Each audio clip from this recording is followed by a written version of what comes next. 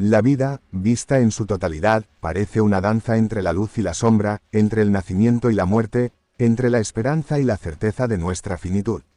Toda vida es, en última instancia, una tragedia en el sentido griego del término, escribió Camus, un recordatorio de que el desenlace es inevitable, de que todos marchamos hacia un fin que no podemos evitar.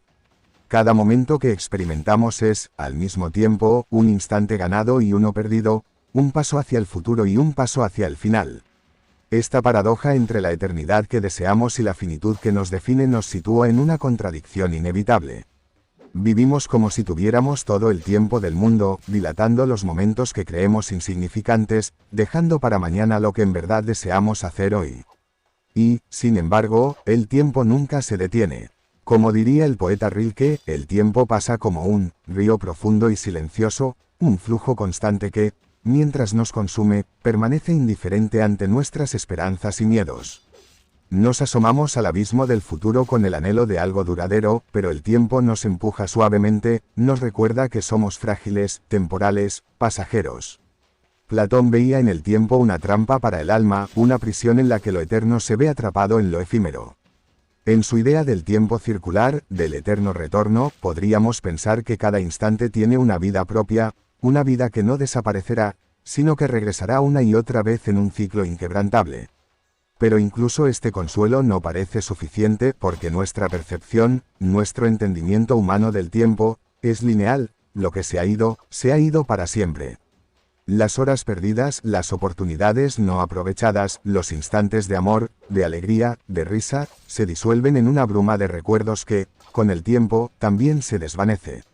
Los estoicos, especialmente Séneca, nos recordaban que la vida es corta, no porque el tiempo sea insuficiente, sino porque desperdiciamos buena parte de ella en trivialidades, en preocupaciones sin sentido. No es que tengamos poco tiempo, sino que desperdiciamos mucho, decía Séneca. Y es en esa pérdida de tiempo donde, quizás, se encuentra nuestra mayor tragedia, mientras nos debatimos entre el miedo y el deseo, entre el arrepentimiento y la esperanza, dejamos que la vida se nos escape como arena entre los dedos.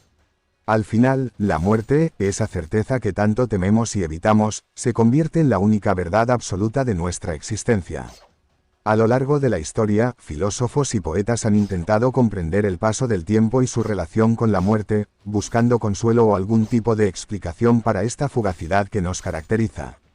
En palabras de Jorge Luis Borges, el tiempo es como un río que nos arrastra, pero somos el río, es un tigre que nos devora, pero somos el tigre, es un fuego que nos consume, pero somos el fuego.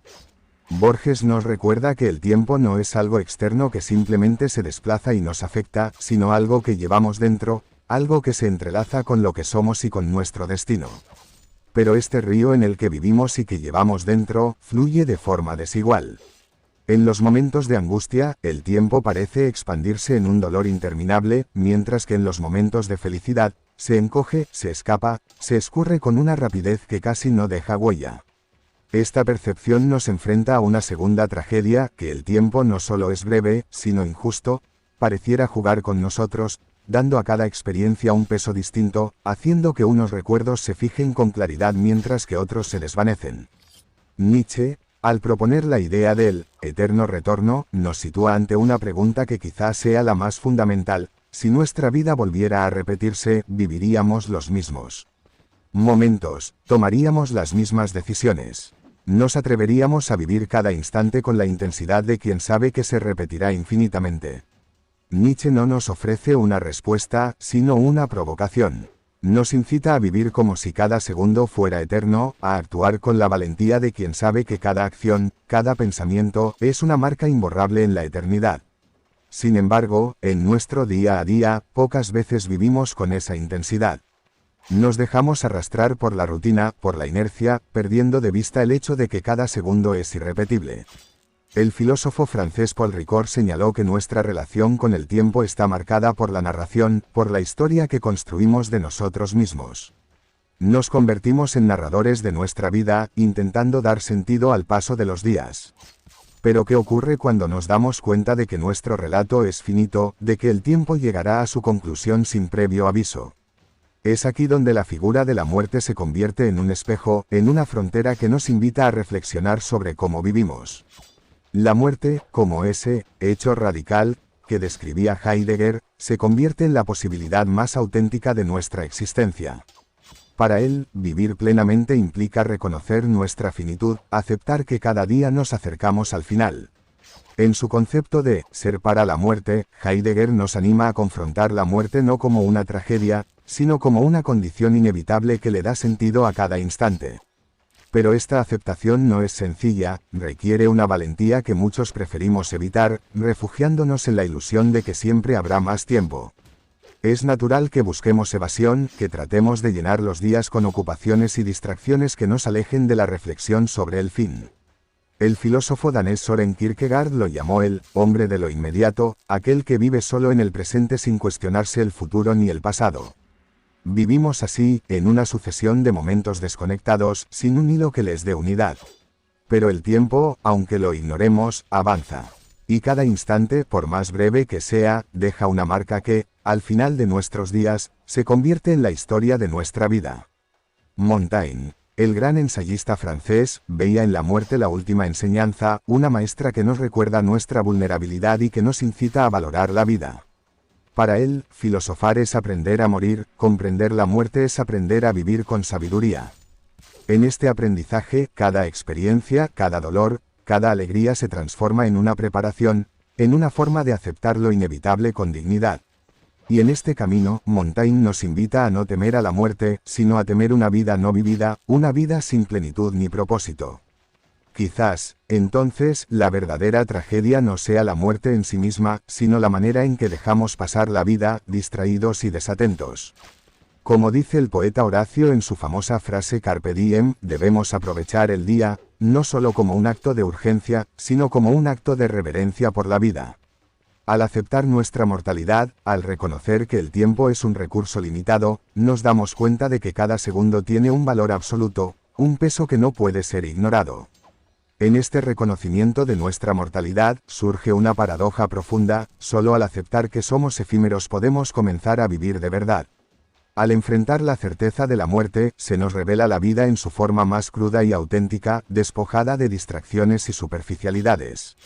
Simone de Beauvoir lo expresó de forma tajante al señalar que, no se muere de golpe, sino que la muerte se va construyendo en cada decisión y en cada momento que dejamos pasar sin conciencia plena. Es como si, al ignorar nuestra finitud, muriéramos un poco en cada instante que no vivimos a conciencia. El tiempo, que a veces sentimos como un amigo y otras como un enemigo, se convierte en nuestro juez más implacable. En palabras de Marcel Proust, el tiempo no solo pasa, sino que transforma los rostros, los paisajes, los recuerdos. Su obra monumental, En busca del tiempo perdido, es en cierto sentido una exploración de esta transformación, de cómo el tiempo lo consume todo, hasta nuestros más profundos sentimientos y nuestras más arraigadas memorias. Proust nos recuerda que, por más que intentemos aferrarnos al pasado, el tiempo siempre termina por reescribirlo, por borrar los detalles, por dejar solo sombras de lo que un día fue. Pero si el tiempo borra, también revela. Al darnos cuenta de su implacable avance, descubrimos la imperiosa necesidad de darle sentido a nuestra existencia. Sartre argumentaba que la vida carece de un significado inherente, que es tarea de cada individuo encontrarle propósito. Al igual que un escritor frente a una página en blanco, nosotros somos los autores de nuestra propia historia, y la conciencia de nuestra finitud nos obliga a escribir con intención, a buscar un propósito que sobreviva a nuestra existencia. Este propósito, sin embargo, no es fácil de hallar. Nos debatimos entre sueños y responsabilidades, entre deseos y miedos, entre lo que queremos hacer y lo que creemos que debemos hacer. Y en medio de esta lucha, el tiempo sigue corriendo, cada segundo se convierte en una elección que definirá el conjunto de nuestra vida. La filósofa alemana Hannah Arendt hablaba de la banalidad del mal, pero también de la banalidad de la vida cotidiana, esa rutina sin reflexión que puede adormecer nuestro espíritu. Sin darnos cuenta, permitimos que la monotonía nos convierta en sombras, en actores de una obra cuyo guión no hemos escrito. Aceptar la muerte, entonces, no significa resignarse, significa despertar, significa romper con esa inercia y empezar a vivir con intención, a llenar cada día de significado antes de que se nos escapen las horas. Sin embargo, esta urgencia de vivir con propósito, de otorgarle sentido a cada instante, a menudo se encuentra con los límites de nuestra propia comprensión. Nos resulta difícil entender el verdadero significado del tiempo hasta que algo en nuestra vida nos obliga a enfrentarnos con su finitud, ya sea una pérdida, un cambio radical, o la propia cercanía de la muerte. Es en esos momentos cuando el tiempo se convierte en un peso tangible, en una cuenta regresiva que nos exige mirar hacia atrás y preguntar, ¿hemos vivido de verdad? El filósofo japonés Daisetsu Teitaro Suzuki, en su estudio del budismo zen, menciona cómo esta corriente de pensamiento invita a vivir el aquí y el ahora, a sumergirse plenamente en cada experiencia sin anticipar el futuro ni lamentar el pasado. Para el zen, el presente es todo lo que tenemos, y solo al fundirnos completamente en él alcanzamos una comprensión profunda de nuestra existencia. La meditación se convierte en un acto de quietud, de alinearse con el fluir del tiempo sin resistencias. Pero nosotros, atrapados en el vértigo de nuestras vidas modernas, olvidamos esta capacidad de vivir el presente, atrapados entre el arrepentimiento y la anticipación. Así, buscamos seguridad en la planificación, en los logros futuros, en los sueños de estabilidad, sin darnos cuenta de que estamos posponiendo lo que es esencial. Walter Benjamin describía esta ansiedad por el futuro como una trampa de la modernidad, una obsesión con el progreso que nos desvía de lo verdaderamente significativo. La búsqueda de llegar a ser nos roba la posibilidad de simplemente ser. En esta trampa, el tiempo parece acelerarse, desdibujando los días y las semanas, transformando nuestra vida en una sucesión de momentos indistinguibles. Nos volvemos extraños ante nuestras propias experiencias, viviendo de manera superficial, apenas conscientes de lo que nos rodea. Martin Heidegger hablaba de la caída en la vida cotidiana, esa pérdida de autenticidad que ocurre cuando permitimos que las preocupaciones y expectativas del mundo exterior nos dicten cómo vivir. Vivir auténticamente, decía, implica tomar conciencia de nuestra propia mortalidad y, en consecuencia, vivir cada momento como un acto intencional. Pero el miedo, la inercia y el conformismo suelen ser más fuertes. Nos aferramos a la comodidad de la rutina, a la falsa seguridad de los hábitos, sin comprender que en cada día que pasa, se va un pedazo de nosotros, un fragmento irrecuperable de nuestro ser. Tal vez, la vida no se trata de encontrar un significado definitivo, sino de crear momentos que, al final de nuestros días, nos den la paz de haber vivido con plenitud. La certeza de la muerte nos invita a construir una existencia que, aunque fugaz, sea genuina, una vida que deje huellas no en el tiempo, sino en la memoria, en los lazos que tejemos, en la calidad de nuestra presencia en el mundo. Porque si bien el tiempo se escapa, también nos concede, en cada instante, la oportunidad de hacer algo que trascienda. La trascendencia, ese deseo de dejar una huella en el mundo, de extender nuestra esencia más allá de los límites de nuestra existencia, es quizás una de las respuestas más humanas al temor de la muerte. Desde tiempos inmemoriales, hemos buscado formas de permanecer, a través del arte, la escritura, los logros, e incluso los recuerdos que dejamos en quienes amamos. Para los antiguos griegos, la kleos o gloria, era esa inmortalidad alcanzada por medio de actos heroicos, un eco que resonaba en la memoria colectiva. Pero en la vida cotidiana, sin gestos heroicos ni gestas épicas, nuestra trascendencia se teje en pequeños actos, en cada vínculo que formamos, en cada palabra de amor o de consuelo que pronunciamos. Este anhelo de trascender choca, no obstante, con la indiferencia del tiempo. Montaigne reflexionaba que nuestra existencia es tan efímera como un soplo en el viento, un fragmento diminuto en la vastedad de los siglos. Morimos sin haber vivido, escribía con crudeza, apuntando a cómo muchas veces dejamos pasar la vida sin atrevernos a vivirla plenamente. En esta incongruencia reside el dilema de nuestra humanidad, queremos ser eternos, pero habitamos en cuerpos y en mentes que inevitablemente se desgastan. En cada paso que damos, en cada hora que vivimos, estamos muriendo, y quizás esta realidad es la que nos impulsa a buscar algo que perdure. Para algunos, como el poeta inglés John Keats, esa permanencia se encuentra en la belleza. En sus versos, Keats describe cómo la belleza es una forma de eternidad, un resplandor que persiste más allá de la muerte.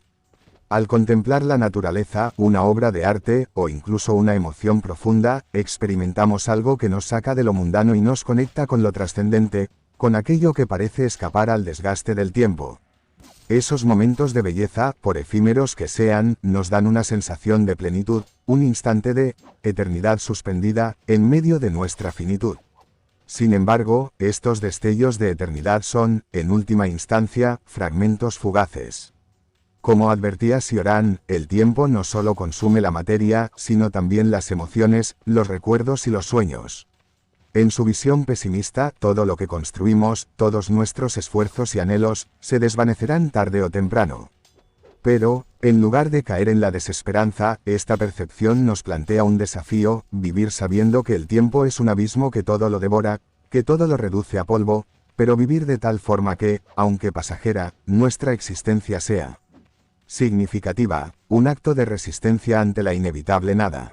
Es en esta lucha contra la fugacidad donde encontramos la esencia de nuestra humanidad. No vivimos para vencer al tiempo, sino para afirmarnos en él, para llenar los minutos y las horas con actos de significado, con decisiones conscientes. Si al final solo quedarán ecos, que esos ecos sean el reflejo de una vida plena, de una existencia que no rehuyó la muerte, sino que, enfrentándola, encontró el coraje para vivir. Y así llegamos al final de esta reflexión sobre la muerte y el tiempo, enfrentándonos a la paradoja que define nuestra existencia: somos seres finitos, pero soñamos con la eternidad, habitamos en el presente, pero nos aferramos al pasado y anhelamos el futuro. Esta tensión, esta danza entre el ser y el dejar de ser, es lo que da a nuestra vida su carácter único y, en cierta medida, sublime. Hemos visto cómo los grandes pensadores han intentado comprender el tiempo y la muerte, y aunque cada uno propone su respuesta, en el fondo, todos coinciden en algo: vivir plenamente requiere aceptar nuestra vulnerabilidad, abrazar cada instante con conciencia y encontrar sentido incluso en la impermanencia.